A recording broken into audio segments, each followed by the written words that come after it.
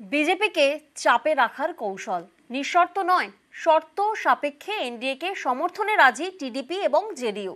তাদের দাবি রেল, অর্থ, আইটি, আইনের মতন ৮ থেকে 10টি মন্ত্রক। দেখুন। M for Modi, N for Naidu, N for Nitish. এই দুই এন জোটে থাকলে তবেই কেন্দ্রে এনডিএ সরকার। জানা গেছে টিডিপি এবং জেডিইউ দুদলই শর্ত দিয়েছে। জেডিইউ এবং টিডিপি মিলে ৮ থেকে 10টি মন্ত্রকের দাবি করেছে।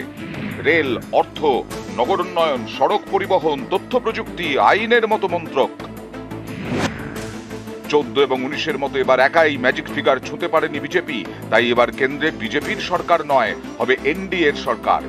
এনডিএর সরকার করতে জেডিইউ এবং টিডিপির সমর্থন মাস্ট, কারণ এই দুই দলের হাতে আছে সংখ্যা।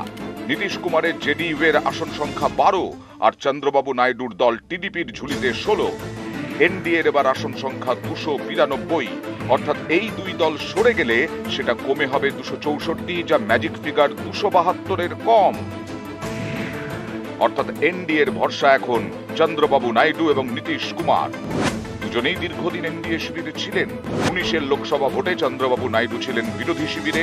এবার অবশ্য এনডিএর শরিক হিসেবে লড়াই করেছে তার দল টিডিপি। অন্যদিকে নীতিশ কুমার একাধিকবার এনডিএ ছেড়েছেন। বিজেপি বিরোধী ইন্ডিয়া জোটের সলতে পাকানোর সময়ও তিনি ছিলেন সামনের সারিতে। পরে ইন্ডিয়া ছেড়ে এনডিএতে যোগ দেন নীতিশ। বুধবার দিল্লিতে এনডিএর বৈঠক হয়। সেই বৈঠকে উপস্থিত ছিলেন নীতিশ কুমার এবং চন্দ্রবাবু নাইডু। দুজনেই এনডিএ সরকারে যোগ দিতে একাধিক মন্ত্রকের দাবি করেছেন। সরকার গড়তে এই দুজনই বিজেপির বড় ভরসা। নিউজ 18 বাংলা।